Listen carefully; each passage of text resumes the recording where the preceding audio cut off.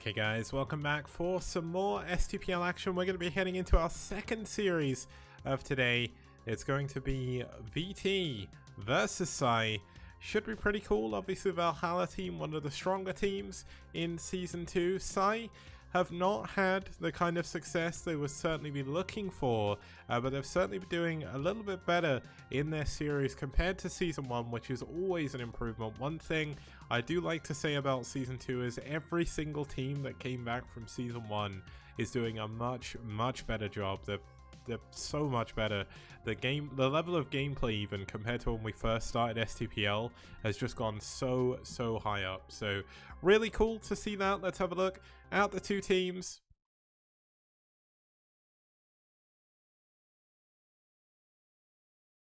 Starting with Valhalla team, of course, they joined at the end of round 3, or they joined in round 3, I think it was, of Season 1. They've only won 9 of their total series. 3 of those have actually been in Season 2. Now, they're not completely infallible. They've not gone for a perfect record, much like Seoul has. But pSi Storm, kind of the inverse of them. They've actually been around since round 1, but they came very close to winning some series. But they never quite managed to get the wins. Now, this season, they have won a series, and they also won against Valhalla team. That was in Season 1, I believe. But still, very impressive. Even Valhalla team before Season 2 were really strong. Now, let's have a look at the rosters for today. That's obviously going to be where things get interesting. Now, we're going to start with a PvP between Reach and Marine. Now, Marine is a race picker. He picks literally every matchup. It doesn't matter what he's doing. Like, depending on what week, he will play different matchups. Sometimes he plays TvP. Other times he'll play PvP. And this time, he's going to be playing PvP. We're going to have a PvT between Last and Kiko on Carthage 3. A TVZ between Forever and Praise on Desperado. And a PvZ between DK and Cold on New Outlier. Now, this is quite possibly the best possible outcome. We've got one of pretty much every matchup, minus CVZ and TVT. Obviously we've got a PvP, but we know those pretty well, and it's going to be a PvP here on Neo Arkanoid. Now let's actually introduce the map first. There is a ton of neutral buildings all over the map, which kind of make things a little bit difficult to get through, but it doesn't take that long to break through them earlier on. Now, one thing I would like to point out as well, just because I haven't done it so far, is a massive thank you to Liquipedia, our sponsors, for adding $500 to the initial prize pool and being an amazing resource for the Brood War community to get on and use. You can find all the STPL details on Liquipedia. I've got a team of now 3 people trying to help out with that, trying to fix it up in their free time. And also a massive thank you to our other sponsor, Matrino, who, if you click that link and enter the code LSTPL, you can add 50 cents to the prize pool completely free. And we have 200 codes to use overall, so let's get them used. It all goes back to the players at the end of the tournament, so it's super important to get that prize pool up. And with the help of Matrino and Liquipedia, that has certainly been massively possible. So let's have a quick look at both of our players here. For Valhalla team, we're going to have Reach from South Korea. He's only played one game where he beat where he beat Chef Kev on Blitz, so not really too much to say about there. And his opponent for pSi is going to be Marine. Now, he is from Bulgaria, as are the rest of pSi, but Marine has certainly been around the longest. He's only got a 21% win ratio, but honestly, it's probably because he plays every single matchup. He doesn't really pick one to play. He just goes, I'm going to play, like, I'm fairly certain that one week he was like, I'm going to play TVT, ZVP, and PVT or something. It was like, okay, well, that's weird. But yeah, that's how Marine does it. So let's get into game number 1. It's Marine versus It's not DK. He's coming up later. It's Marine versus Reach on Neo Arkanoid. Whoops. I went into autopilot there.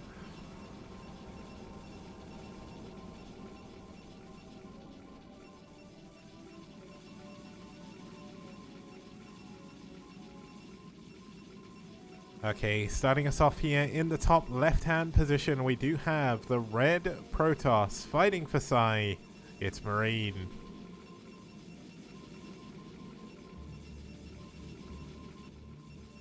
And his opponent spawning down here in the bottom right-hand corner, we do have the blue Protoss fighting for Valhalla team. It's Reach.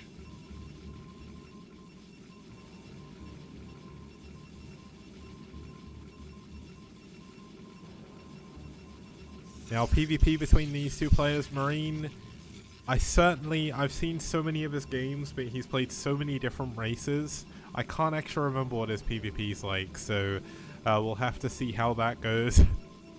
He obviously plays TvP sometimes as well, which makes it even harder to figure out what's going on.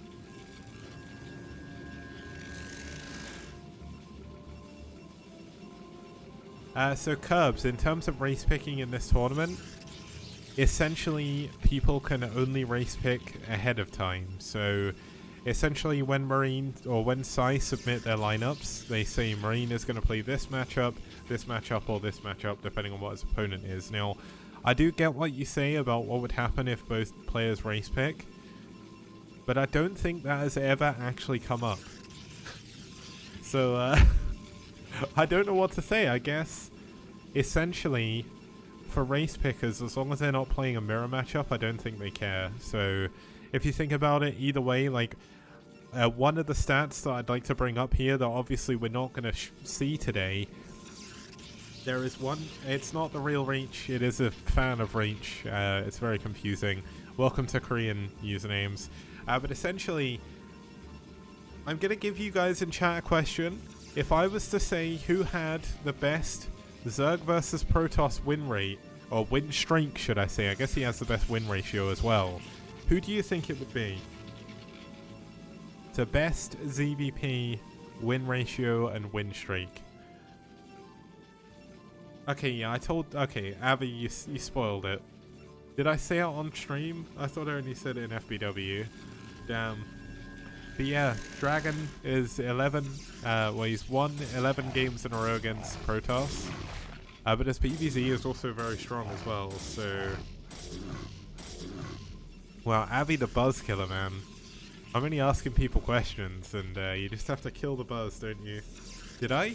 Oh man, my brain is not in the right place recently. Okay, we've got Robo Citadel coming in here down here for Reach. He is going to be going for some DT drops. Marine, however, is going for a gate call. Wait. How is his tech up so much quicker? Looks like he cut a single probe. And I guess he did not, well, he skipped all zealots, so... That's crazy though. This is crazy fast tech compared to... Wow. I'm really not sure what to say.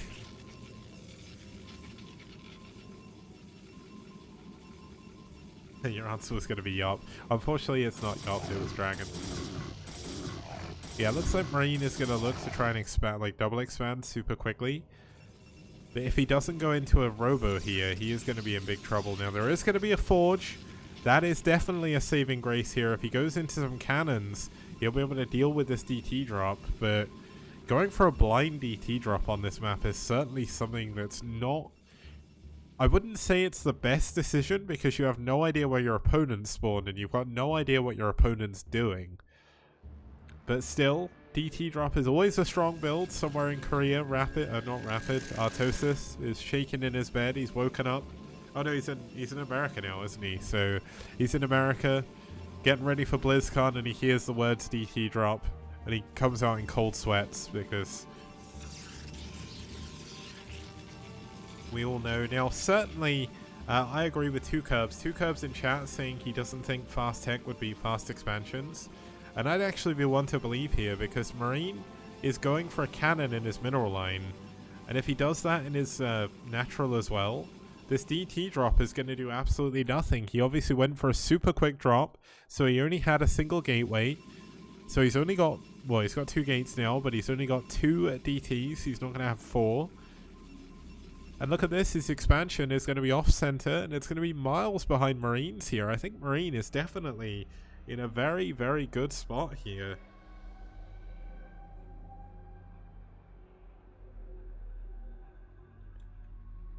I mean, this is certainly something you don't see every day. The cannon... Oh, is the cannon going to finish in time? This could be actually quite dangerous. Marine does have 3 Dragoons, but they're back at his main base. If this cannon gets dropped and it gets focused down, this could be a dead base. There's going to be no mobile detection for a very long time now. Is Reach going to realize? Oh, he doesn't realize. If he'd have realized, he could have dropped off and killed that cannon. There we go. He's just clicked it and realized it's too late. And here come the DTs in the middle between the 2 bases. One's going to go to the top. One is going to go to the bottom. The cannon is going to be able to get the one in the bottom. And the cannon is going to get the one at the top as well. But no, the DT, it's out of position of the cannon. Oh my god, the DTs are going to be able to kill the gateways. Well, this is definitely something you're not expecting to see now. There is another cannon coming in. If this cannon finishes, he'll be able to save his gateways for the time being. But losing a gateway is going to be a massive deal. Here we go. He gets another Dragoon out just. Look at this. The Dragoons are going to start going down. I mean, obviously Marine is still in a fantastic spot. Oh no, he's going to lose a DT.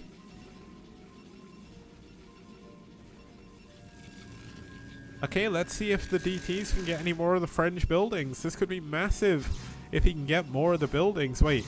Oh no. Oh, okay, that was close. He is going to be able to get a pylon down here. That's at least something, but you can already see the probes surrounding the cannon. Like, no, I don't want to die. I do not want to die to this, so... Robo coming up as well.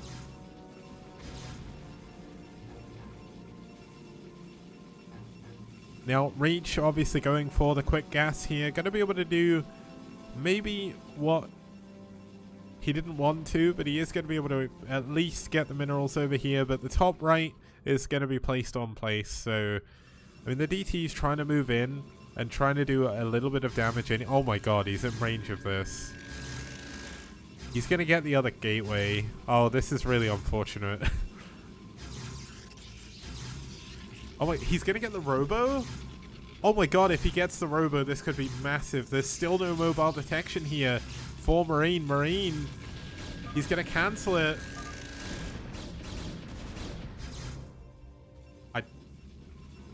I don't know what Reach is saying. Anyone know what reg is?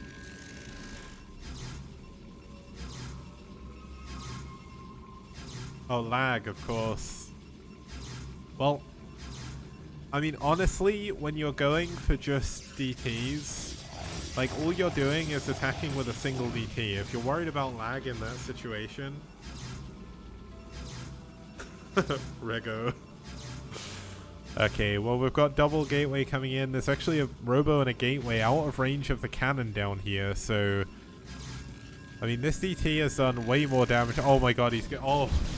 Okay, oh my god, finally the DT goes down. But look at this, there's another drop coming in to the natural here. He's got a High Templar in here this time. He's going for a Storm. And a Storm on these probes could be quite strong. But let's have a look. See if he can actually get there. There's so many cannons in this mineral line now. He does not want to lose this base or these probes. And here we go. Oh, he's going to drop out. Zealot eating up a lot of the cannons. A huge Storm. Oh my god, a massive Storm. The shuttle goes down, but that's a ton of probes that Marine has just lost. And Reach, despite being behind in bases for ages, is now up a base. He's up in probes, and he's getting his upgrades, which is something that Marine is not doing.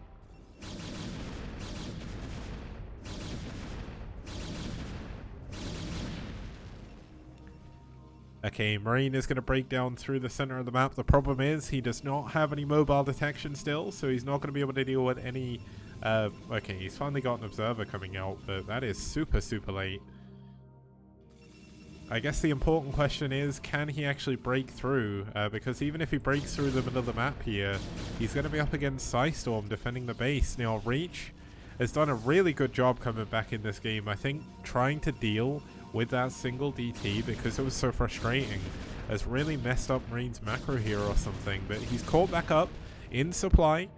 He's catching up there with probe count as well. And the third base is coming in. But look at this, speed shuttle is done, another couple of High Templar, he's dropping a probe as well, and he is going to look to expand. Now look at this Marine continuing to push around the map here. The important question is, can he stop the shuttle before it comes in and kills everything? Reach is going to go for a 4th base. There is absolutely no recompense here for this for Marine. Maybe if he goes to attack that bottom left base randomly, but here we go, the storm drop coming in. Oh, the Templar goes down without storming, and so does the shuttle. That's a big win for Marine. And Marine is actually taking a path down to the bottom left. He's going to be able to take out this Nexus. Marine is in a brilliant spot right now. I'm not sure if he... I mean, he can't know about this base down here. I think he's just going to take it himself. But still, what a great move to be able to take down these buildings. And it's going to give him access to a 4th base.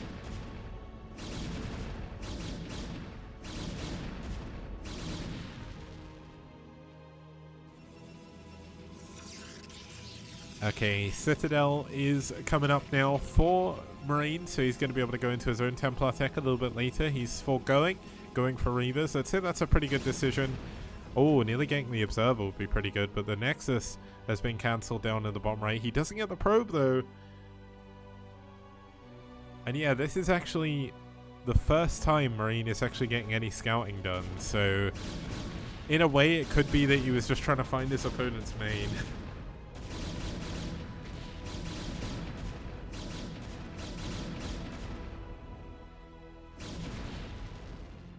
Yeah, Marine still doesn't have any observers out on the map, so he doesn't really know what's going on.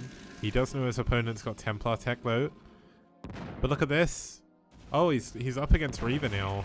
And look how quickly Reaver's killed this Chrysalis. It is 100 damage, so... Okay, it's kind of funny that Marine is doing Ring Around the Rosie here. I don't know why these... Oh, there we go. Yeah, look at that. 98 damage per shot. Due to the 2 armor of the Chrysalis. Now, Marine is going to push forward once again. He's going to be pushing into a really difficult spot. Now, he should know that his opponent's main's here. But the problem is, if he pushes forward, he is going to be up against Storm. He's going to be up against Reavers. He is going to be in a very, very difficult spot. Now, I almost feel like Marine should just pull back. Going forward would definitely be a mistake here. He's got a supply lead, or at least he had one. He did a really good job defending against the drops. But here we go. Look, there's going to be... Wow. 2 Dragoon and a shuttle. Weirdest drop ever. But here we go. Storm going down on top of the army, doing a ton of damage onto Marine's units. Now, Marine going to try and focus down one of the Archons at the very least. But he's up against Storm. He can't really engage this. Oh, the Storm not coming out. So that's a little bit of a win here for Marine. But he can't deal with this army. The army is so big. I mean, they're even on supply, but a lot of Marine's units are actually back at his base. And here we go, Reaver into double drop and 2 storms as well. He's just storming his own units. He doesn't even care. 5 kills, 8 kills, 8 kills. So 16 kills overall, I think that is. He even killed his own Dragoon in the mineral line. He just wanted those kills, man. Those Templar. Now we've still got that engagement going on in the middle of the map. The storms all run out. No, there's still one more storm. There is a lot of zealots here. And Marine is actually trading quite favorably here despite being caught with the storm. Really nice target firing by Marine, taking down a lot of those units. But here the zealots come in to reinforce for Reach. His economy is in the gutter after losing that many probes. But Marine definitely traded well with that army. This is certainly a bit of a back and forth PvP, sorry. But this is certainly the best PvP I've seen from Marine in a while. Now, do we have any additional gateways? We've got 1, 2, 3, 4, 5, 6, 7, 8 gates for Marine. And we have, 1, 2, 3, 4, 5, 6 coming up, 7 coming up. 8, 9, 10, 11 gateways from Reach. So this is how Reach is able to keep his supply lead. Now, Marine can't get really Templars across the map. Red had observers. Marine definitely did have some, but I don't know where they are. I think maybe they went down. That's a little bit unfortunate. But here we go. Another engagement coming in. Marine certainly with the better end of this bottleneck. It'll be concave against convex if Reach tries to push out, so it looks like he wants to pull back. Now, the lack of observers is definitely a problem here for Marine, because he still does not know what's going on. He doesn't know how many bases his opponent has. He hasn't even seen in any of them. Now, there is an observer up here, but let's see how this engagement is going to go. It looks like Marine is certainly going into a good position here. A nice storm on those back Dragoons has been followed up by a nice storm by Reach. And here comes a shuttle with, is this going to be a couple of Reavers? No, it's an empty shuttle just eating some of the shots here. And Marine actually gets an overwhelming victory over the army, but he's still behind in supply.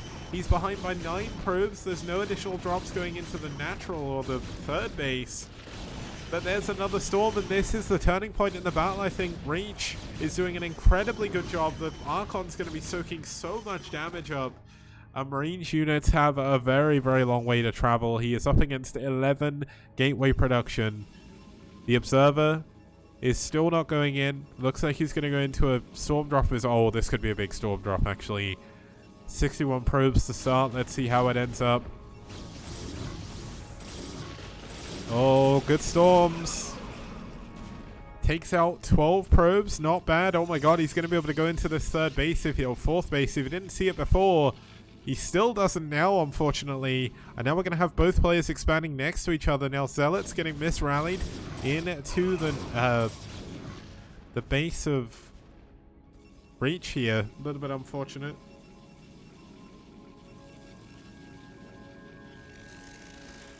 Now, getting that storm drop was massive. Now, can he actually go and deal with this base? He doesn't actually know it's there yet. How unfortunate. He's like 1 pixel away from seeing the mining minerals. Now, Reach is going to be the one opening up the middle of the map now. He is fed up of fighting in this tight corridor. He is going to go through the center. The center obviously a lot more open. Reach expanding yet again to the top right-hand corner. And I thought this was a double shuttle drop, but it is just going to be some Zealots. Looks like he wants to go for another storm drop, but there's not many probes here. He needs to go into the fourth base, but here we go, another engagement in the middle. A lot of Reach's units are stuck away from the main army, but this is massive, massive storms on the main bulk of Marine's army. And the storms by Reach have just been too good here. And it looks like Reach finally has enough to just break his way through the shuttle. Went in for another storm drop, it looks like, but didn't actually manage to achieve anything. And I mean, Reach is just starting to pull away with this game. Marine has done an incredible job. His economy, at least probe count-wise, is pretty good. But he has a base down here that isn't mining. He does not yet know about the 2 additional bases from Reach. We've actually got a probe helping out here with 2 health in the middle of the map. I'm not sure what that's there for. Maybe soaking up a few hits from a couple of Dragoons. Or just 1 in this case, I guess. But Shuttle getting ready to go into the third base of Marine. Looks like Marine was trying to transfer some probes. Oh, he sees the Shuttle with his probes. Does he actually react? No, he's got no units back here. Oh my god, he's going to lose all his probes again.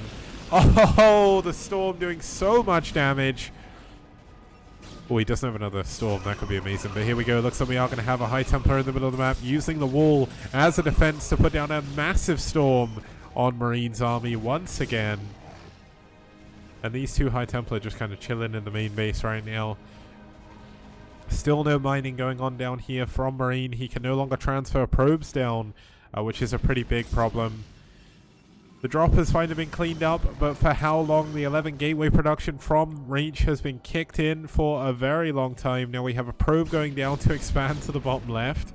Gonna see that Marine has a base down there, and we should see like 4 Zealots go down and kill that base. Oh, I guess there's a lot of cannons, but Marine's gonna try and push out again. He is the one gonna be fighting through the tight corridor now, and that's certainly not a position that Marines wants to be in. The Storm's gonna be so effective against his army, and it looks like Reach has finally broken through Marine's army as he pushes into the main. A nice storm at the back there, but all of his units are stuck together. A big storm landing on top of everything that Marine has.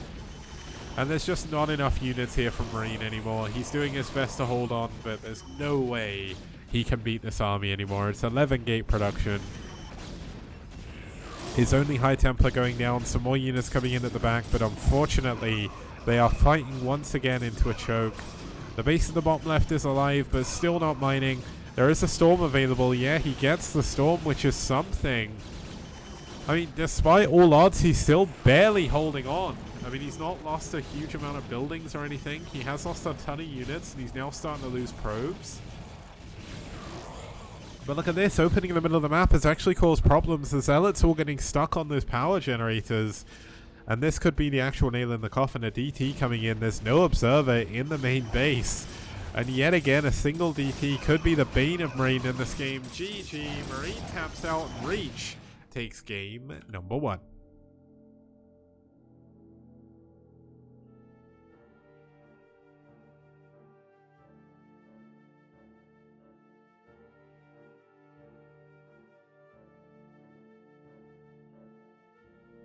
Okay, so that's obviously game number 1 of this series. We have at least 3 more games coming. If we go to an ace match, obviously there'll be a 4th one. We'll be getting into game number 2 while I get a quick drink after this very, very short break. See you guys soon.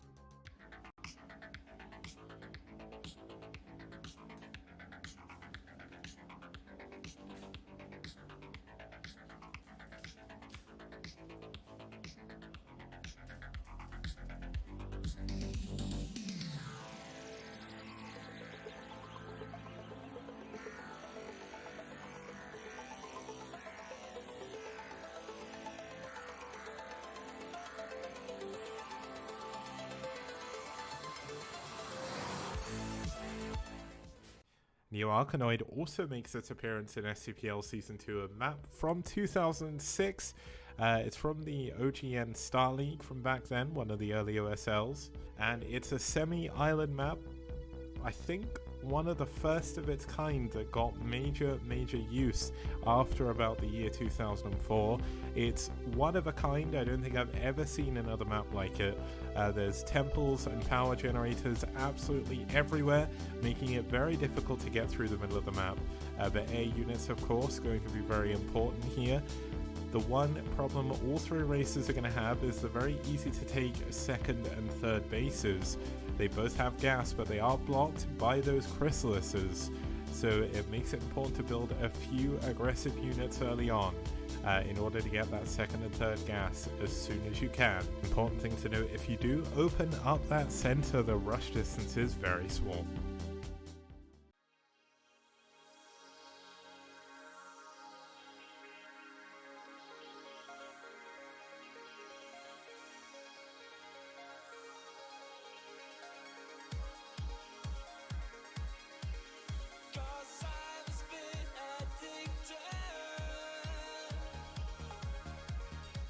Okay guys, we are back and we're here for game number 2 of Valhalla team versus Ash. We're going to start off here for Valhalla team. It's going to be Last.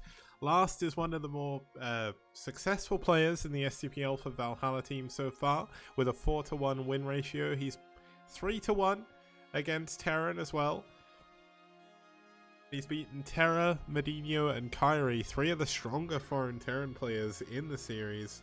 And Landowner, I am very glad you love my cat, but you do not love her as much as I do, because she is the best cat in the world.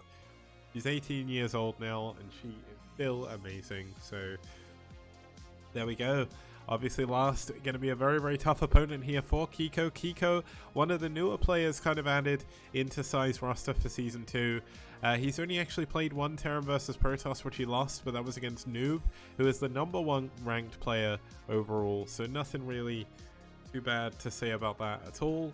If we have a look at the map, we're going to be heading into Carthage 3. TVP on here should be very, very fun. We're 3 for 3 so far in the TVP statistics on Carthage 2. It is a 2-player map. Top left, bottom right hand spawns. Very, very standard. The only major difference is there is temples in the middle of the map, which at least for the early game make it very difficult to just sort of bum rush through the middle of the map here. So without further ado, let's get into game number 2. It's going to be Last versus Kiko on Carthage 3.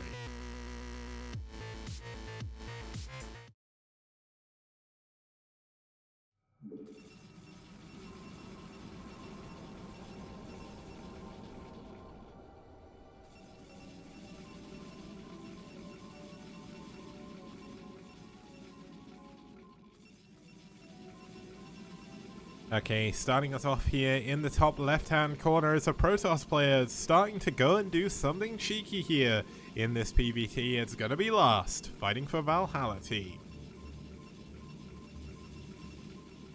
And his opponent spawning down here in the bottom right-hand position. We do have the Red Terran fighting for pSi. It's Kiko.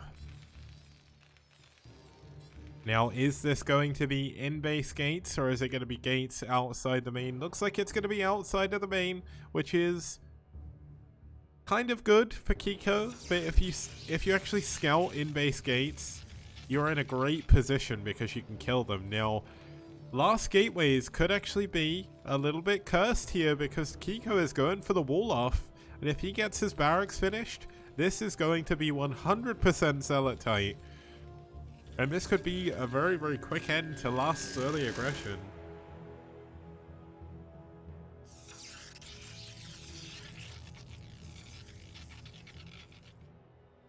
Wait, is there another Last that I'm not aware of? Oh, here we go. The wall's finished. Well, it's not finished, but it's almost done. And Kiko's already got a second SCV here, ready to kind of go scout with his other one. But all he has to do now is keep this SCV alive on the barracks, and he should be in a good spot. Behind this, Last has obviously taken a big hit to his economy to be able to send a probe out immediately to build this gateway. Now, luckily enough, for Last at least, it's not a 2-gate play. But we're going to see the SCV come out here and try and do some damage to the probe. But nice micro on that probe, going to force the SCV away. Now, the SCV isn't going to see where the proxy gateway is, but he should know from the timing of the probe what's going on. Now, this is the problem. Look at this, guys. This is why Terran players need 60 health on their SCV. Okay, luckily enough, the SCV is not bugging out and standing on the other side of the wall. So he's going to be able to get the barracks up and finished. But the probe is able to hit the SCV from like a mile away, essentially. Like SCV, like I couldn't imagine, like I am bad. Obviously, I'm a lot worse than any player that plays in the STPL. But it, like, I swear my SCVs just kind of hang out on the side of wherever the Zealot is building or the probe is attacking me. Okay, so factory coming on up here behind this. Kiko is going to stay in gas for the time being. Looks like he actually transferred out a little bit, but decided to go back in. Putting a few too many SCVs on gas there, but that's okay. Now, is Kiko going to go for an engineering bay block? That would actually be very, very smart. He's seen the core. He's only just now coming up, or at least he's just seen that. So he should know the timing of when the Dragoons are going to get to his base. As long as he gets siege mode immediately, he should be good. Now, Kiko's going into a second factory of his own. Now, the reason why I say go for an engineering bay block here is it forces the Protoss to not expand for a very, very long time. Now, nice moving shot on that probe, going to take down the SCV. Very unfortunate for Kiko, but obviously very good for Last, as he doesn't have to worry anymore. Now, going for 2-fact against a proxy gate isn't the most common choice, but it's actually not that bad. If you can kill the early units, all of a sudden they're not going to have any gateway in their main. I mean, they may have one, but they're not going to have all of their units back there. They're going to want to be aggressive, so now this is a little bit unfortunate. The Dragoon obviously going to be doing a ton of damage to the Marines at the wall, and this forces the Marines away, which means the Zealots can actually get in. Now, oh my god, is Kiko going to repair this in time? This is a really important repair. He needs to get this repair down. Oh, the repair's going in now. Is he able to actually repair everything? No! Oh, the wall goes down, and all of a sudden Kiko is in a ton of trouble. Not pulling enough SCVs to really repair the wall and his SCVs. The tank does finish, which is a bonus. But he's going to be forced to rebuild the depot. That's not going to supply block him, but it is very close to supply blocking him, which means the 2 factories are not going to be able to rebuild anything after these 2 finish. Now, he's going for mines behind this as well. Look at this. SCV gets taken down, delaying the depot even longer than it needs to be. No second tank, but he is going to use his mines in his main just to kind of defend his wall to make sure he doesn't get fully busted. He's still not 100% sure what's going on, but obviously Kiko is definitely in a bit of trouble now. Oh, is he going to bait the units into the mines? Oh my god, one of the mines gets one of the goons. Oh, that's very, very unfortunate, but very fortunate for Kiko, who's now going to burst out of his base now. He is going to have the power to be able to kill this gateway in the middle if he so chooses to. I'm really unsure by his build in terms of what he plans to do with the 2-fact, but he's going to wait for speed on his vultures and then likely go for a big, big run by. And last, I don't know if he's going to be ready for it. He's got a second gateway coming up. An SCV coming out, going to kind of keep an eye on what's going on. More and more mines being laid down at the front because he knows he just has to survive. And then when speed's done, he can go and do the damage he needs to do. So I think he's actually blocking his own command center with these mines, but it obviously helps against Dragoons.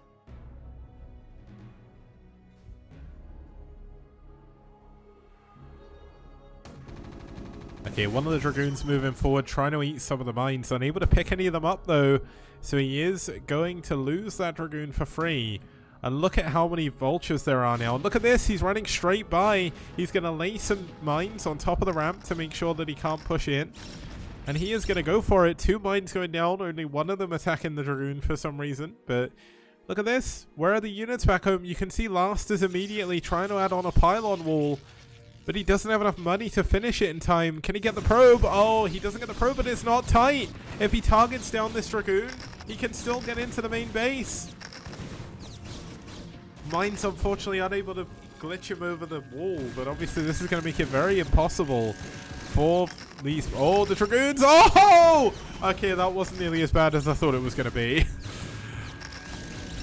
I thought he was going to lose all of his probes.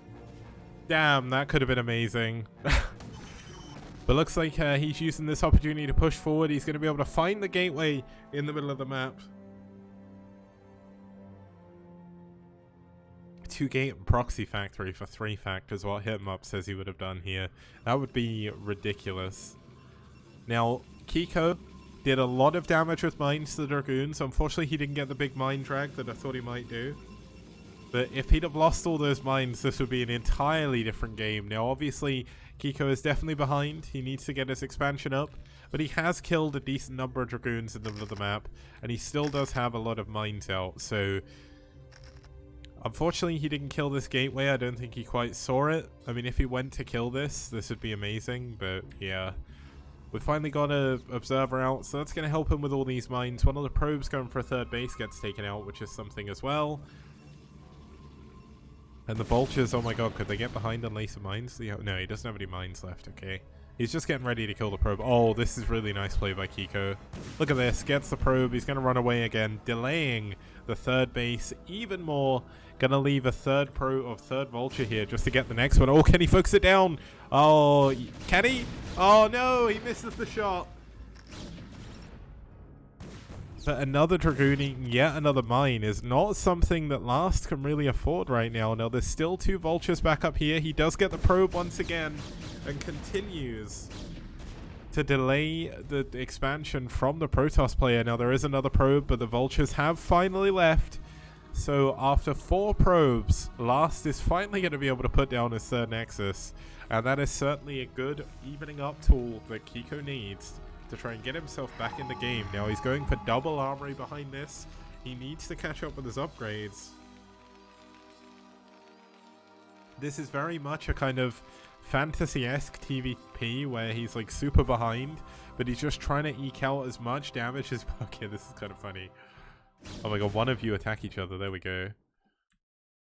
Oh my god, he's going to lose the Dragoon to the mine, isn't he? Nope. Now, we saw a scan go down on the main. He knows there's a robo. He knows the gateway count.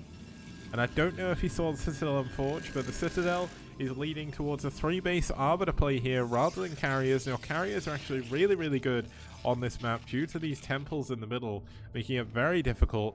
And, of course, Last does have full vision of everything Kiko is doing. So, it's double factory still, double armory. No scan on the Observer. He doesn't have anything that shoots up minus a Marine at the moment. But he's sending out more and more vultures, just trying to eke out as much damage as possibly can. That's very, very nicely done. Is he going to be able to kill the Dragoon? Yes, he is. One more shot. One more shot. There we go. I like the fact that Kiko is playing super aggressive here. It's not often you get to see TVPs like this, and they're some of my favorites. Him up saying this is when you turtle and nuke Ala Radley. That would certainly be a good choice, actually. Now, this Dragoon is not fated to live for very long. We've got another couple of Vultures coming out here to lay some more mines. Oh, I'm powering the Gateway before the Dragoon finishes. Oh, he gives him a chance to cancel the Dragoon. That's a little bit unfortunate. More mines going off on Last's army, though.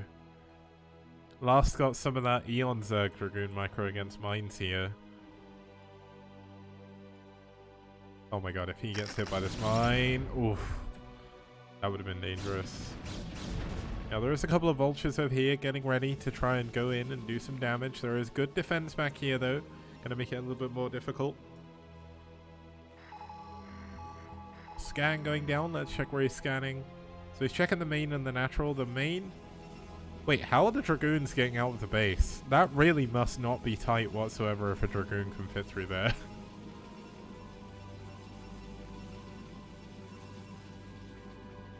Oh, look at this. Last with the Star Sense here. Going down to his possible 4th base. Finding these 2 Vultures very, very close to death. So they're both going to go... Oh, he keeps it alive. Nicely done.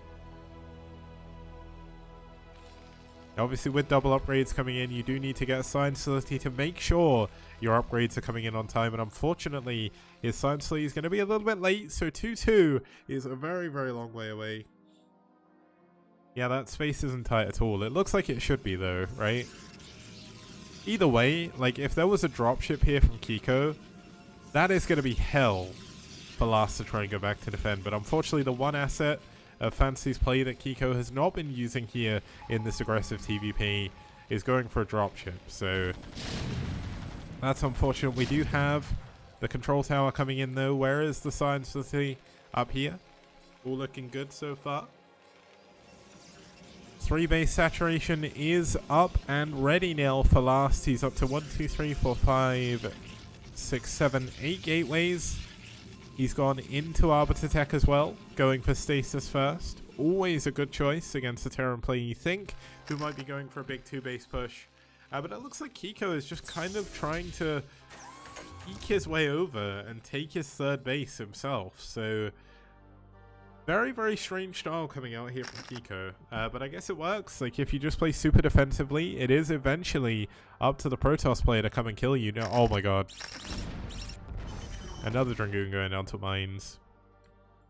Kiko's mines have been value here. Recall coming in as well. Obviously, the Arbiter has now finished Stasis. Now, there's no turrets out here. There's no buildings. So it's going to be hard to deal with the army, but look at this. Kiko sneaking a few Vultures out again, checking for an additional 4th base. Oh, but they're going to get stuck. Oh. Is he going to be able to hide the other 2? No, he is going to get them cleaned up. 4th base coming in from Last even. Kiko going for that scan, unable to see anything, at least over there, so he doesn't know about that base. The Observer going to see the command center in the bottom left. I mean, one thing Kiko does have going for him is he's got a pretty good amount of tanks. But is it really enough to deal with this? Now, look at Kiko's scan. He sees the units coming in. He knows he has to go and defend his 3rd base now. He's going to lay some mines out the front, get some tanks in the back. But the trouble is, if you send too much down to that bottom left base, look at this big army with the Arbiter over here. And that is the real big problem that Kiko's going to have. He doesn't actually have that many units. They are well spread though.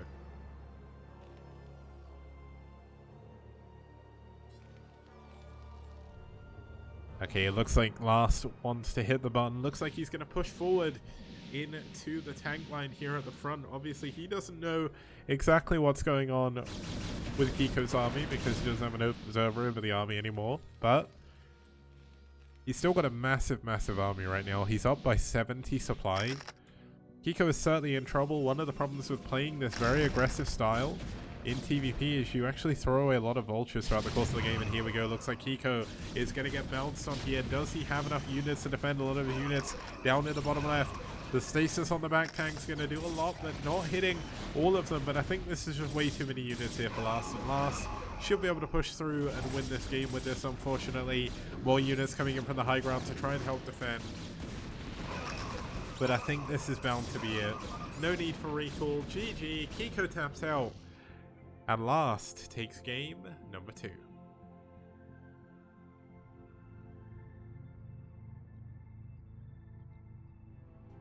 Okay, that was a pretty cool TVP.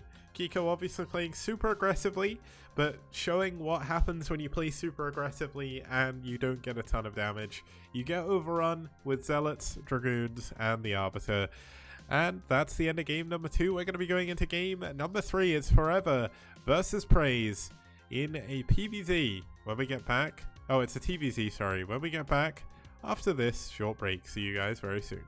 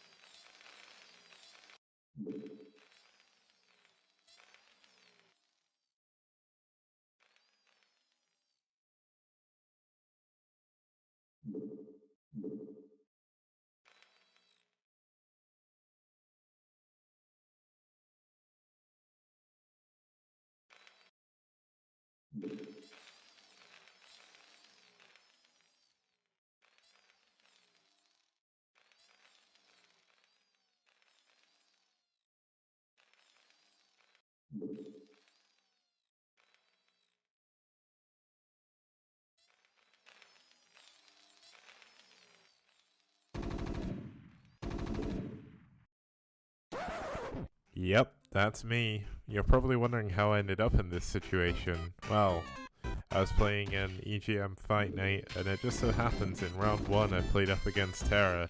I've always said that I have bad micro, but this was on another level. StarCraft released 20 years. Ah!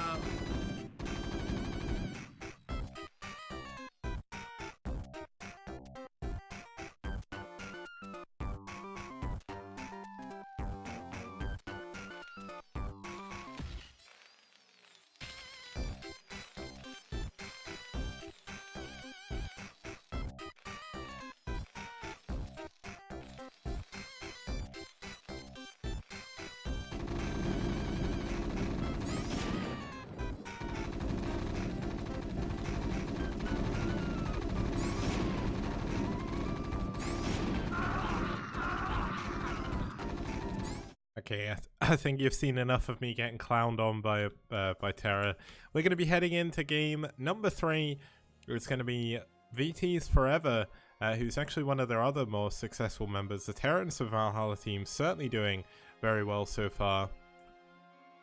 It's going to be on... I almost quit the replay, I almost did what Rapid did. But luckily enough, we're still in. He is going to be up against his opponent.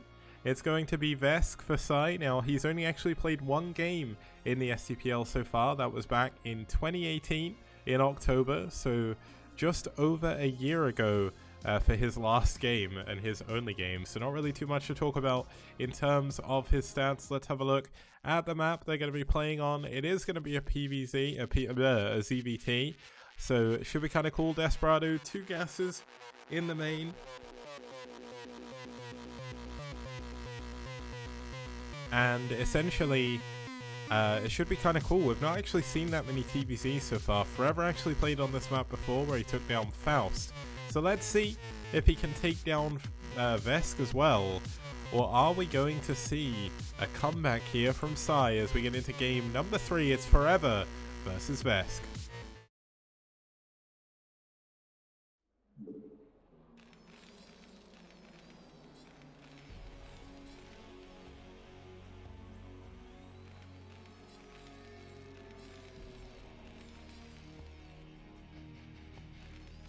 Okay, starting us off here in the top right-hand position, we do have the Red Terran fighting for Valhalla team on with his team on match point here. It's Valhalla teams forever in the red. And his opponent spawning down here in the bottom right hand position in the blue for pSi. It's Vesk 0. Oh, is it Vesco? Vesk 0? I'm going to call it Vesk. Vesk is a lot easier to say. Now one thing to note is this is close by air positions. And we have a 6 pool coming in here. Weird timing, but a 6 pool nevertheless. It is a little bit more economical than a 4 pool. A little less economical than a 9 pool. But it is going to get Lings out very quickly. And is Forever going to be dealing with it? Now unfortunately for Forever... Now does Forever see the Overlord? Oh, he hit the Overlord. He doesn't know. Forever does not know where his opponent is. So if he scouts last here, these Lings could do an incredible job. Oh, it's Vesco. Okay, cool. Hey, Grast. Nice to see you here, man. If you don't know, guys, Grast is the captain of pSi Storm. He's been around since the very beginning. He's had a very frustrating job, as all the other captains have, at trying to deal with me, getting people to do stuff. So massive thanks for him to sticking it out, and pSi for being such amazing team, or such an amazing team throughout the last 2 seasons of the STPL. So it's always cool to see. Now the 6 pool is starting to come into fruition. The first 6 Lings have spawned. Forever has not scouted yet whatsoever. He's gone for a very late scouting time, actually scouting on 13. Kind of surprising, and he's going to scout the wrong direction. This could be a very quick game. He's not going to have a Marine in time, I don't think. Maybe the Marine will pop out just as the Lings get to his base. But he's going to be going into a factory behind this. His factory hasn't even started. There's more Lings on the way. Vesk is definitely making the moves here that can get his team a win in this series. Factory just started up. The Marine is not even on the high ground here. And the Marine's going to go down. The Lings just have to cancel this factory even. If they do that, if he keeps flooding Lings, he is going to win this game.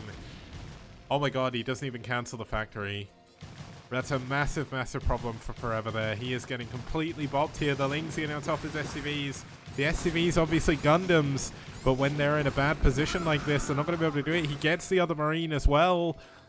There is only going to be a single Marine at a time here for Vesco. And Vesco is certainly in a brilliant position right now. He's going to try and focus the other Marine. The Marine trying to get behind some of the SCVs. But of course that isn't Ling tight. So the Ling's going to be able to take out the Marine again. More Lings on the way.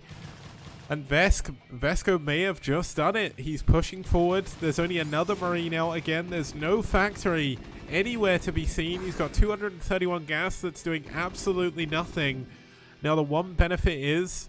I mean, wait, Vesco, Forever hasn't even scouted Vesco's base yet. The SCV only just now getting in. And is he going to be able to get on top of this Marine? Oh my god, if he gets this Marine, it's 100% going to be game over, surely. Terran's obviously very tenacious. There's Lings in his mineral line now. 2 Marines finally are now out, but is that going to be enough? It's 5 drones against 11. Vesco still, of course, very all in. He's adding gas now, so speed is nowhere near done. But it is 11 SCVs and 3 Marines against a ton of speed of Lings now. And all 3 Marines go down. Great micro there by Vesco, managing to get or eke out damage where honestly damage should not have been. And Forever is still holding technically. He's now finally got SCVs at the top of his ramp, but a lot of them are actually very heavily damaged from before. And here come more Lings. They're going to jump behind the SCV wall. He's getting on top of the Marines again. The SCVs get out of position for 1 second. And Vesk is right in, killing an additional 2 Marines, 10 SCVs, 4 drones. Looks like the... yeah, he built another base. He built another hatchery in his natural. So he's going to be able to build more and more Lings. And when speed comes in, surely Forever is going to have to give up at some point. He's got all of his SCVs, I think, unmining. No, he's got 1. Wow, he has. There's not a single SCV mining right now. And Vesco, yes, he's only mining on 1 base, but he's got a massive amount of Marine production, Ling production even. And the Ling's coming back in again, trying to get on top of these Marines. if he gets these 3 Marines, I know I said it before, but I don't think there's any way Forever is going to be able to recover. And looks like the Ling's going to get on top of the Marines once again. Great micro by Vesco. Going to be able to get on top of the SCVs now. He's got so many Lings. The SCVs are not going to be able to fight this. And another Marine has spawned, but with only 1 SCV left and not enough minerals to build another SCV, he taps out. GG! And Vesco takes game number 3.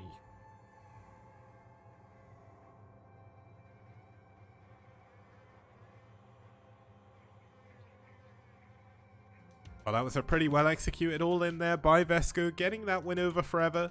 Gonna ruin his perfect win streak as well. So really, really done by Vesco. He was actually on a 3 win streak against Zerg, which is kind of crazy. But that is going to take us into game number 4, which is awesome. Glad we get to see that. And glad it's going to actually matter as well. Let's actually, that was such a quick game. Let's just give the game to, or the win to Vesco. And let's introduce our next couple of players.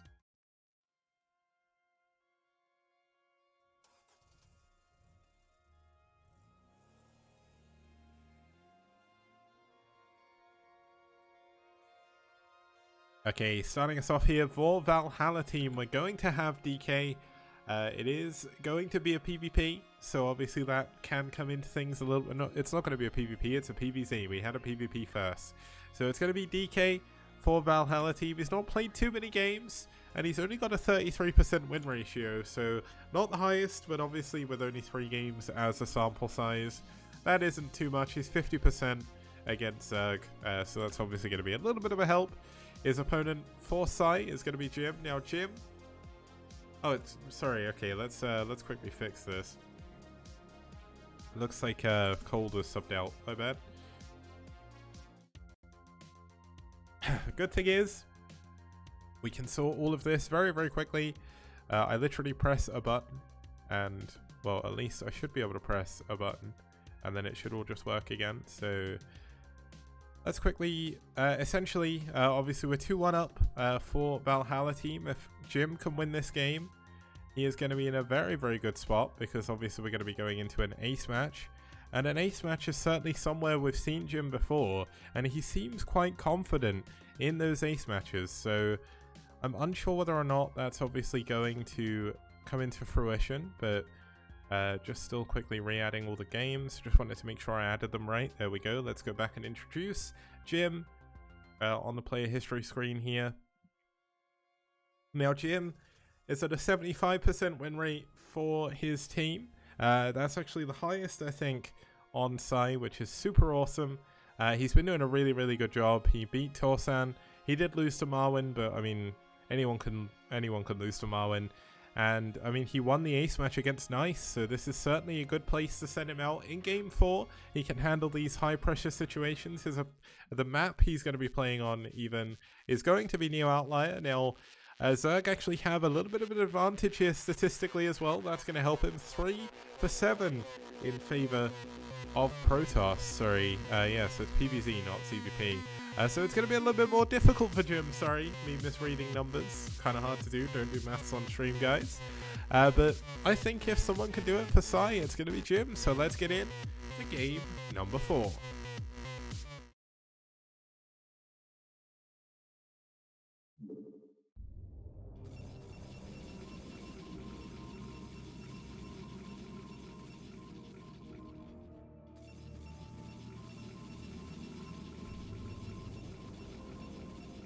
Okay, starting up here in the top middle position, we do have the Navy Blue Protoss fighting for Valhalla team. From South Korea, it's DK. And his opponent spawning down here in the bottom left-hand position, we have the Grey or White Zerg fighting for pSi from Bulgaria. It's Jim.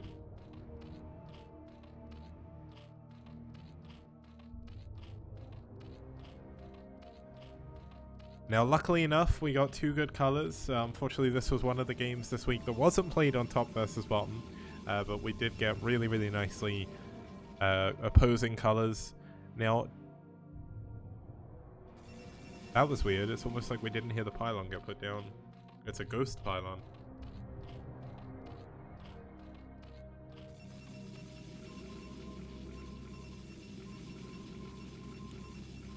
I mean, one thing of note here that can actually be quite good to look at is even though Jim hasn't played too many games, his average duration against Protoss in his... wait, has he played more than one game? Or is it just one? Okay, the only versus Protoss game he's played is actually 5 minutes, so maybe we'll be breaking out that 5-minute or 6-minute cursor mode once again. Now the funny thing is, I looked at that statistic earlier because I wanted to know just how many games in the STPL ended in 6 minutes. Oh, in between 6 and 7 minutes, should I say. And surprisingly, it was only around 100, which really confused me because I remembered it being tons and tons of games. But it's 100, which seems like a lot. But there's been nearly 1,000 games played in the STPL, so 100 isn't actually all that many, which is kind of cool. I guess the 6-minute curse must have hit us in a long period. I think it was during round 3, where like all of the games seem to be ending super quickly. So, I mean, round 4 was a lot better in Season 1, and Season 2 has been amazing so far. Now, we've got a Forge with a cannon to expand here to the natural here with the Nexus. There is a proxy hatchery, but it is at a possible 3rd base location. So he is going to be able to expand to his natural soon after this if he wants to. Now the Ling's going to try and get on top of this probe, sending it away. Wait, did DK actually see the... Yeah, I think he saw the hatchery at the very least. Thing is, from his last game, like if his last game and it was last and only game against Protoss was 5 minutes, it wouldn't surprise me to see a kind of Hydra Bust build here. Now, he is adding on a ton of drones, so he's going to be looking to build up. But if you think about where this base actually is in relation to the Protoss player, we'll just zoom out very far. Look how close it is in terms of attacking distance. This is a really good staging ground. It's very difficult for Zealots to push up this choke. And while it is sort of in a dangerous position to hold, if you can hold that position, you are going to be in a very strong space a little bit later in the game. Now this probe obviously has been doing a really good job keeping itself alive.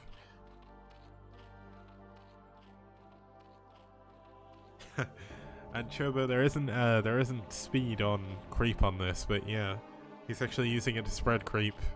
That's actually not a bad decision either. He can build Sunkens up here, and if he holds this spot, he holds his natural, and he holds his main. Just so, I know I keep zooming out, but let's zoom out one more time. Oops, wrong button. Essentially, this choke defends this. The only other way that DK can attack is if he goes all the way around the edge of the map and through this small choke, which he'll probably defend with another hatchery there. So, certainly one of the better decisions for hatchery placement, I think, that I've seen so far on this map. So really nicely done by Jim. DK, of course, got away with a little bit of murder here. He didn't actually add too many of those cannons. He actually only had one Zealot as well, which was back in his wall. Now, we do have a Stargate coming in. Jim, of course, does see this. He is going to have to try and run that Overlord away, if you can call this running. I still find it really funny. Look at the back legs of the Overlord, the way they twitch. It's kind of... I don't know what it is. It makes it look like the dancing. I like it. Dancing Overlords. Now, Spire coming in here for Jim. So it's not going to be a Hydra Bust play in this game as such. No Sunkens or anything, but he does obviously have very good map vision. He's got Lings blocking this ramp, which is the major push path that Protoss can take. And he does have an Overlord checking out the other path as well. So he's pretty well secured back at home. Citadel coming in. That's obviously going to be for Templar Archive shortly after this. So no Corsair Reaver in this game. But is this going to be for Mutalist? Because I wouldn't have thought so, because there's only one gas at the moment. So it's likely just going to be for Spire, just going to be for Scourge, to get the Corsairs. But where is the additional hatchery going to come down? Finally, we have one coming down here. This is going to be the 4th hatchery.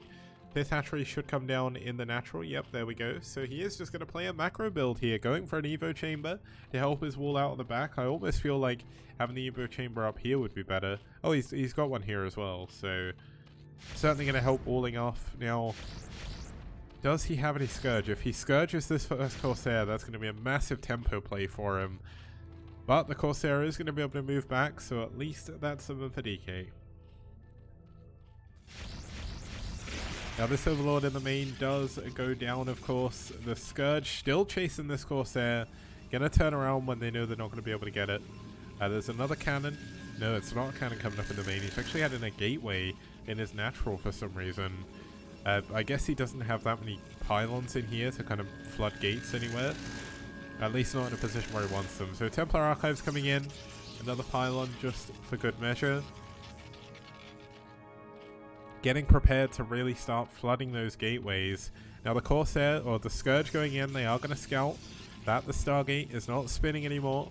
And the Templar Archives is not yet done. That should give Jim a lot of confidence going into this game. But there's still... Wow, he's going for 2 or 3 base Hive. There's no Hydra Den yet. He is going for Hive off of 2 Sunkens and 6 Lings. No, 7 Lings. One of the Lings died. This is a really crazy build here from Jim. Now the Corsair is going to come in.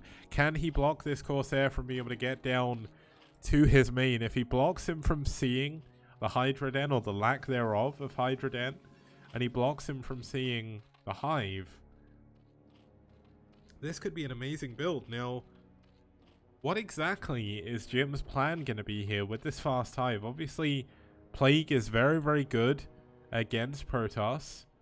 But does he have enough units? Does he have enough Sunkens to defend against this big Zealot push? He's coming in with +1 attack, +2. Has only just started, so it's not going to finish as he gets there. The Hive has been scouted now. And these Zealots are going to try and go in, but look at how many Lings there are. This is crazy, Zerg, against Protoss here. Mass Ling. Adrenaline going to be coming up behind this. And these Zealots are going to force, or they're going to turn back home. They don't want to fight that. There's way too many Lings. Now, Adrenaline is on the way. No Queen upgrades, so no Queens, unfortunately. But there is Flyer Carapace coming in. Is he just going to go for Guardians? I mean, Guardians on this map are very, very strong due to the fact you can get in on this angle on the natural. But still, that would be such a crazy play against someone you know who's gone Corsairs, but he saw that he hasn't gone for +1 air attack.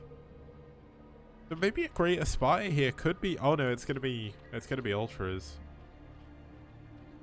Okay, so it is gonna be pure crazy Zerg against Protoss. I mean, he's not really done too much throughout this game, but he's built a ton of Lings, a ton of drones, and now he's going to start to build a ton of Ultras. But look at this, DK getting vision over this Ultras Den. He knows what to prepare for now, but the Corsairs, if the Corsairs go down, a surprise Muta Switch could catch him off guard here.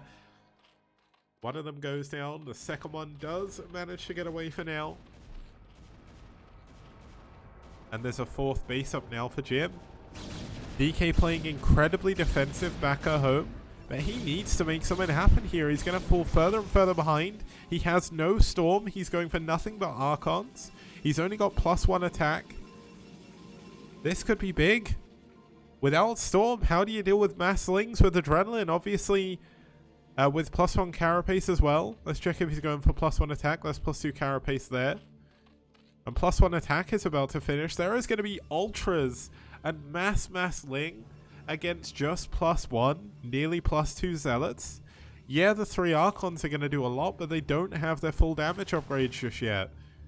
And he's not going to be able to expand behind this. Look at this. He's going to try and push forward. He wants to try and pressure the 3rd base. But if he does that, the Lings are just going to run behind his army. Let's see how DK deals with this. Jim is going to come in for the surround here. Looks like he's going to try and get a big engagement. He's got a... Oh my god, there's a massive storm at the back of those Lings. But the Lings coming in from behind. The lack of storm here really going to start to hurt him, because there's more Lings on this map than anything else right now. The Archons getting on top of the Sunken Colony, so all of the Archons have now gone down. All of the units from DK have gone down, actually, and Jim He holds. He doesn't lose that many drones whatsoever. And yes, he lost Lings, but that doesn't matter. They're so expendable, and they are so efficient. When you start getting those upgrades going, he's going to be going up to 2-2. And there's going to be Ultras on the way.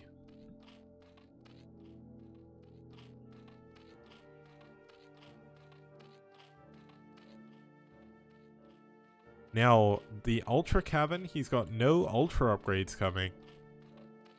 Was the Ultra Cabin a fake? Is he just going to go mass Lings? That would be such a strange moment. And here we go, the Corsair gonna get in, see the 4th base.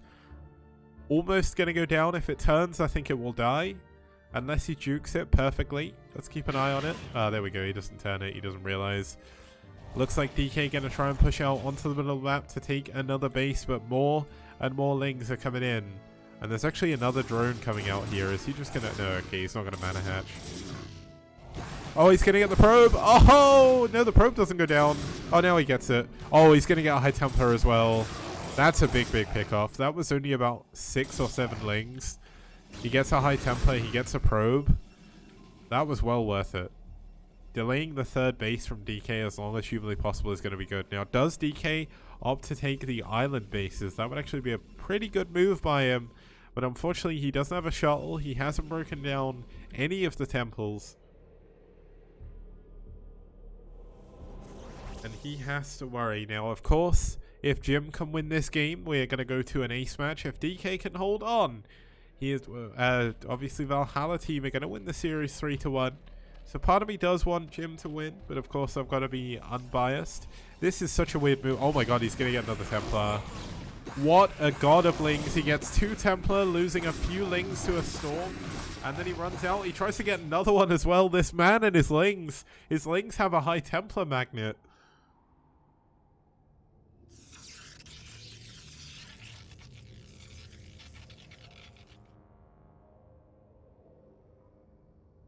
Okay, Nexus is finally coming up, so we are going to see a 3rd base come in from DK, but look at this. We're going to have triple drop. He's finally got some Ultras, and they're going to be heading straight into the main, or possibly the natural, depending on where he wants to go. Now, does he have Overlord speed coming in? The fact he has... Oh, they do have speed, okay. They just look slow. Here we go, there's a big army going down to the bottom right. Let's see if he can do any damage. There's a huge number of Lings in reserve and a huge number coming back to defend as well. And there's so many Sunkens at this base. But look at this, the drop coming into the main here. Ultras coming in now as well. And Ultras should be the nail in the coffin. Look at this, the Lings and Ultras dropping down on top of the gateways. Going to be able to get a lot of the units as they come out. Ultras, they don't care about Storm. They're killing all of the Zealots in the 4th base here for Jim. Jim is on 5 bases now. There's a DT here, but it's misrallied and bugging out. A lot of the gateways are going down, and it looks like Jim may have done it even on supply, but he is going to be able to take down that base soon for sure. These Ultras holding steady as well. How many Zealots do you need to send in these to kill them? They're 2-4 Ultralisks against 3-1 Zealots, and they are absolutely killing it. And here we go, the attack on the 3rd base. A lot of Ultras coming in with a lot of Lings. Ultras, much like Storm, do not care about cannons. They will attack the cannons. Nice bugging out from the probes, at least blocking the final 2 cannons back. But realistically, what does it matter? He has lost so much. The Ultras obviously going to go down, which is a big loss for Jim. And if this DT can get down to the bottom right and do some damage, this could be amazing, but the Spore Colony survived. There's no detection at this base, though, so if he can get through, this DT has got eyes for blood right now. He sees all of the drones transferring. This move could be the move that gets gets DK back into this game. He's going to ignore the base with the Spore Colony, and he is going to go to this undefended base. That's 3 kills, 4 kills. 5 kills, 6 kills, 7 kills, 8 kills, 9 kills, and he's going to get a 10 as well. And he's even going to be able to focus down those Sunkens if he wants to. No, he's just going to go for the hatchery. Is he going to be able to get the hatchery before the Overlord spawns though. But this is the problem. There's double drop coming into his main. I thought there was another drop coming into his natural, but no. The Overlords are actually still in his main base where he just, he hasn't been able to build anything that shoots up. The High Templar, is it going to kill the hatchery? No, it's not. Just in time going to save that. But very, very close. But the Lings in the main base, I believe they just took down the Robo, which would be a pretty big deal. Maybe just a cannon, but oh my god, they're going to get the second Forge. Oh ho ho, Jim has been doing so much damage. No! DK survive, or DK's Forge survives. And that is super important. He needs those upgrades. If he can get his upgrades high enough, he's going to slowly be able to trade better and better with this Ultra Ling army. I'm really surprised we've got no Defilers now, or Defiler Mound whatsoever here from DK. And unfortunately, Jim's got an Ultralisk stuck. Oh, he's going to save it with his Overlord. Look at this. Oh. Oh, that poor Ultralisk. That's the Sentry Ultralisk.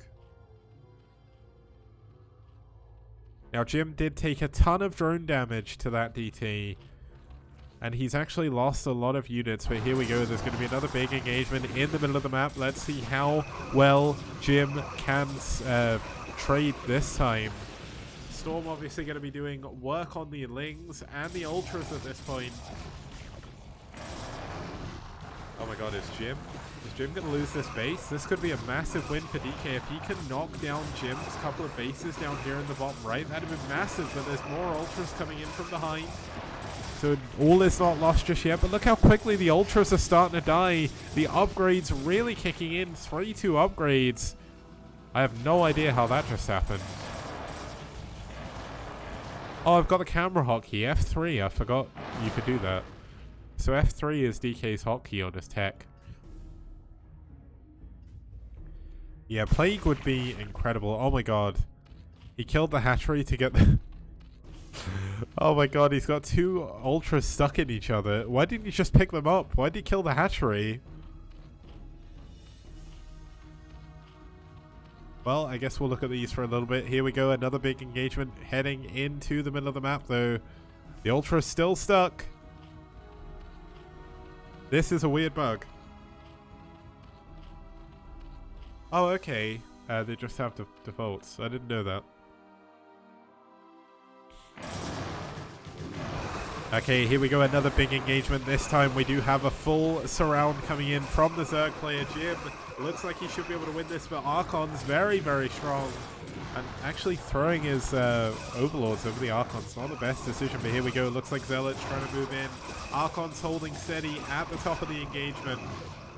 But Jim may have just broken through DK's army now. DK is down to one mining base. Jim, of course, does have two. And he's going into the other main as well. I want to check the kills on these Archons. 10, 15, 3. Archons are so good. And still, we have two Ultralisks, unable to do anything. If only he picked them up with an Overlord. Stacked Ultras equals hacker. Yeah, that's nice. I'm going to keep checking back these two Ultras to see if he picks them up, because it's such an easy thing to do, but it's one of the easiest things to forget. You're just like, oh, I'll pick them up, and then you're like, I picked them up already, right? And then you don't look back at this base because you're not macroing off of it anymore. He's just built an upgrade there, though, so surely he's going to save private Ultralisks. Look at this. They're not stuck behind enemy lines, at least, but... trying to make an Archon out of Ultralisks, says Chobo Avenger. Nice.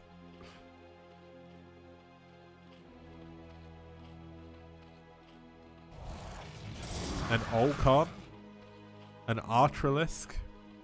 How would you say it?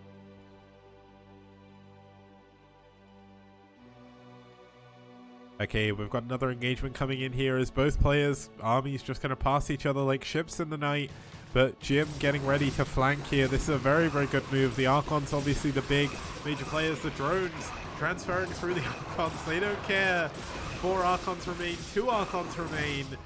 and a lot of Zealots still, but the units of Jim are slowly starting to overpower DK.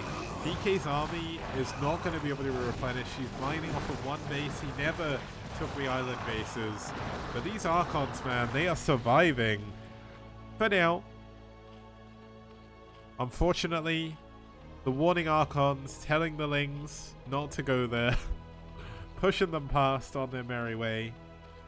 This is actually part of the Sim City now.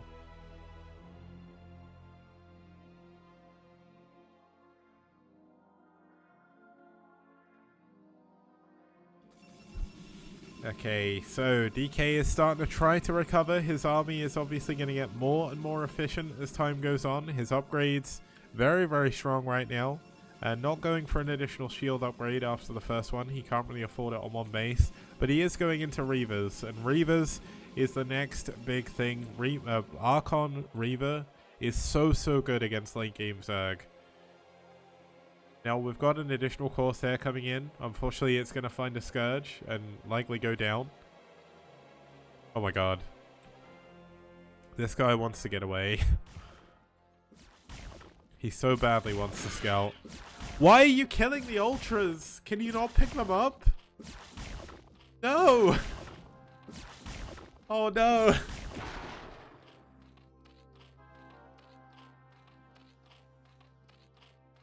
No, the Ultra is still, it's stuck on the ramp.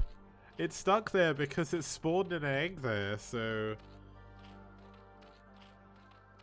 Well, that Ultralisk has now lost its bouncing buddy, so it's gonna get really sad now. Now, DK is going to push forward. He does have Reavers in this engagement. Does he have the Reaver damage upgrade? No, he doesn't. He can't really afford it, but here we go. Looks like this could be the final engagement of the game. The Ultra is getting on top of the Reavers, getting taken down immediately.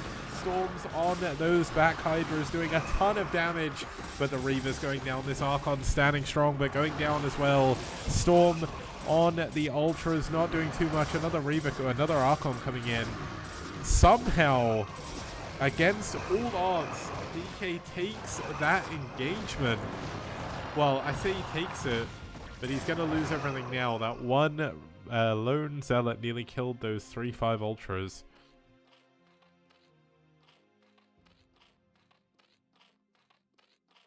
Now, this poor Ultra, I'm going to keep coming back to this because it's important. Okay, so the Zealot's going to push into this 5th base. Jim is starting to mine out on his bases as well, so Jim needs to be careful. But he does take out most of the army. He's now got an 80+ supply lead almost. And look at how many Ultras this is. Just think, he could have a full control group if it was just for this one guy right here. Oh, he does it! Yes! We saw it happen as well!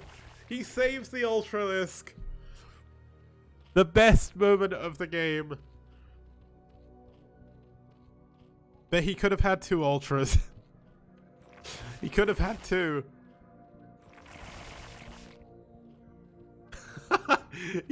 Okay, Chewable Avenger keeps coming out with brilliant jokes. He trapped the Ultra there on purpose so he can put it in a control group with the Mutalisks. That'd be really good, actually. Okay, well... There is a shuttle coming in. I think I may have just missed a storm drop. No, he dropped a DT, and luckily enough, 2 Overlords spawn at the right time. 3 kills, 4 kills, does go down. But there is going to be a big drop heading into his main. And let's actually count the units he has. Like, we can count this on one hand. Let's do it. He's got 9 Zealots and 2 High Templar and an Archon. Okay, 3. The shuttle going to come out. It's got a probe. He's going to try and take the island base, but look at this. Oh! Okay. This drop is the main important thing, and he's going to push in with Lings at the same time. Ling's going to go down to the cannons, but he's going to drop on top of the gateway. Surely this is going to be it. How is he going to deal with this many Ultras, this many Lings in his base? He doesn't have any units to build with. The Storm going down on the Ultra and not the Lings. I mean, he's just trying to use Storm where he can. But look at this, there's a massive push coming into his third base. This is the final mining base of DK. GG. DK taps out and Jim takes game number 4. And more importantly, takes us to the ace match. Really, really well played game there by Jim. I must admit, I was a bit confused by his build early on.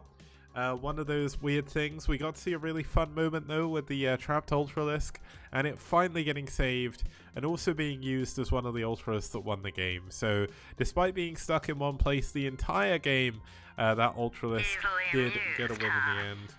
Thank you for the Twitch Prime sub. The lemon heads means a lot, man. We'll be back in just a minute or so with game number 5. It's the ace match, so we'll go straight into it. See you guys very soon.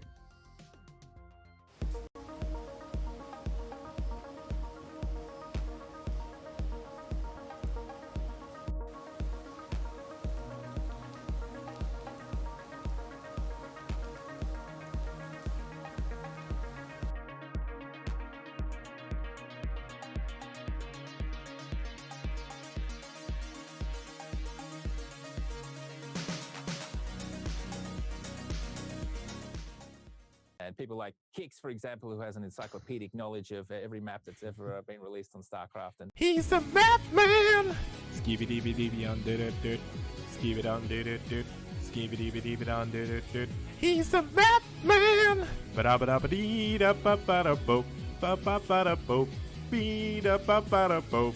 Ba-ba-ba-da-bo. Everybody plays one way or the other, so check out my message to you. As a matter of fact, I don't let nothing hold you back. If Kix can do it, so can you. Gooba-dooba-dooba-dee-da-ba-ba-da-bo. Ba-ba-ba-da-bo. Please don't listen to him for maps. Yeah.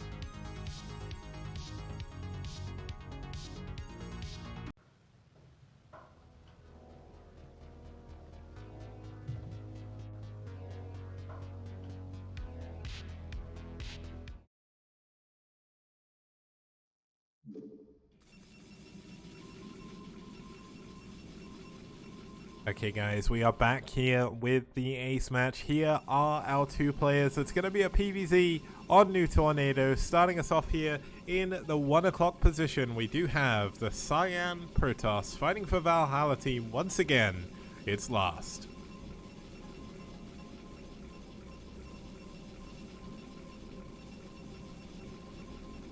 And his opponent spawning down here in the bottom right hand side. For pSi, it's the winner of our previous match here. It's Jim in the magenta. Now last game was certainly not your typical PvZ, or ZVP in this case I guess. We had a DT doing a ton of damage.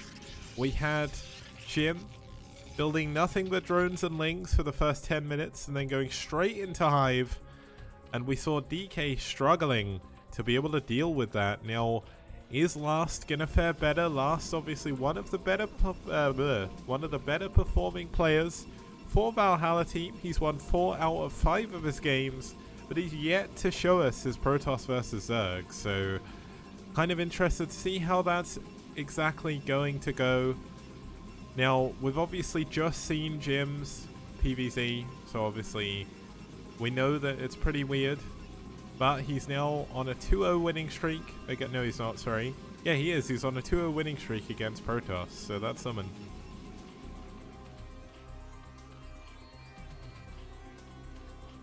Now, we're not going to see any crazy Ling all in here. He is going to go for an overpull. Or was this a 9 pull into an Overlord? I think this must have been it. I struggle with Zerg builds. I need to pay more attention at the beginning. It's all good though. We know what's going on.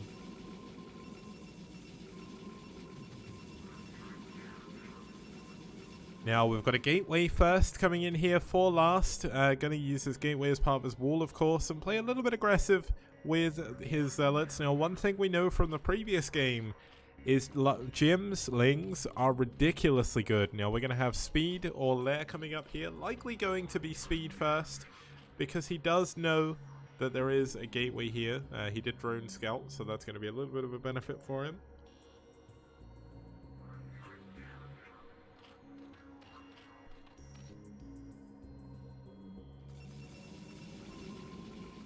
Now, one thing that I'm not aware of, and this is one thing that I'm not around for most of the time, because I don't want to know if there's an ace match. I don't know how quickly after the other games this game was played, so whether or not Last had a chance to see DK's game versus Jim, maybe he saw the replay and Jim would have shared his replay as well, most likely. We'll have to see if that actually plays into how Last is actually going to play this out, because he saw, as Chobo Avenger pointed out, that there was no Hydras in that last game. So if he just builds a ton of Sayers, I mean, Jim is going to be supply blocked forever, essentially. But look at this move. Nice surround on that Zealot. He's going to get some of his lings in past the wall. This is a triple gap wall, so these lings are certainly still going to be able to get through. And he's going to be able to block the Nexus from coming up. He's even going to be able to get on top of this cannon. Jim and his lings, man. Name a better duo. And more lings continuing to pump up. This is reminding me of the game we saw Vesco play against Forever, with just mass lings spawning, running across the map. But the difference is this game, he is going to have speed. He's on 9 drones, and this wall is still not complete, I don't think. And look at this, he's going for the gateway. If he kills the gateway, there's going to be no further units. Psi could be going for a win against one of the top 3 teams of this season, statistically so far. And this would be incredible. Jim is incredible with his ling usage, man. Not many players would be able to pick that off. And look, he's even going to get the cannon. If he gets this cannon, it's essentially game over. Looks like the cannon is going to finish, but it's going to be very, very low on health. And the gateway is going to come back up. But Jim going to get in. Oh, the lings actually get picked off that time. So, not the best move by Jim. Jim is not looking to transition out of this. He is continuing to add more and more lings on, and Last is going to go for a counter. Is this counter going to be able to do anything? He's been building nothing but lings, so if anything, Jim's ling control should be able to take down these zealots, but we'll have to keep a close eye, as this could very well change the outcome of this entire series. Now Jim is going to go in. Look at the nice surround on that bottom zealot. Going to be able to get another surround on yet another zealot here. The good micro bite. Last keeping the zealots alive for as long as possible. But these zealots are both very, very low. Jim going to be able to clean these up, no problem. But Jim is so low on drones right now. He still needs, well, he's still technically all in. He has to try and do damage, and he just doesn't have enough lings to deal with the 2 cannons. Probes are going to come down to help defend this as well if needs be.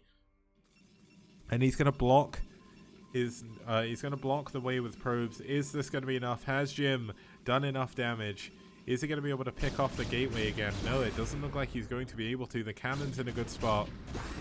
And Jim, unfortunately, is going to have to transition out of this because he is running out of time. The lings actually misrallied slightly, almost running into the wall. Is he going into drones? Yes, he is. Building 3 drones at a time, going into a 3rd hatchery. And he is going to look to try and take this into a macro game. Looks like the lings have managed to get into the base.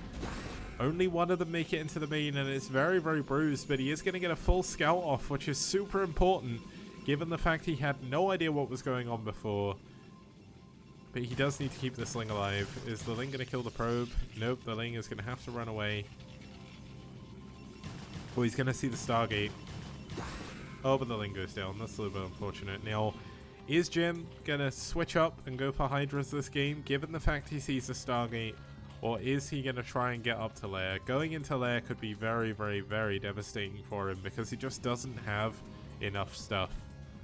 He's continued to build a ton of lings. Obviously, he's got a few more drones, but I think the only real option he has is to go for a counter. When Last tries to push out, just go for a big counter attack with all your lings. And I think that's probably what he's gearing up to do. Thing is, I don't see Last leaving his base anytime soon.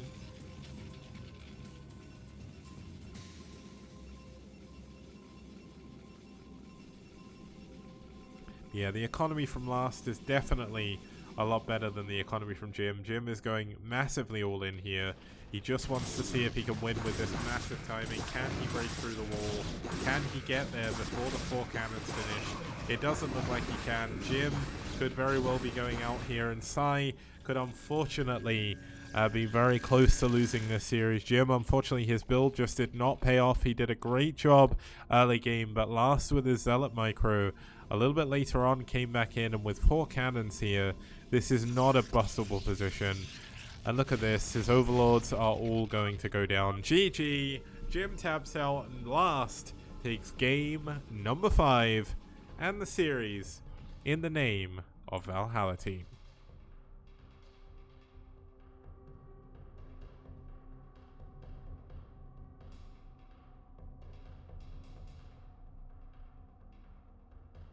Now, one thing I will say is that was certainly not a guaranteed win there for for Valhalla team. Even pSi did an absolutely amazing job. Let's actually have a look at the results. We'll skip straight there. We had Reach take down Marine, last take down Kiko on Carthage 3, Vesco taking down Forever with a Ling all in on Desperado, Jim taking down DK in an incredible macro game on Neo Outlier, and last, defending Jim's all-in the ace match on New Tornado to win the series for Valhalla team 3-2.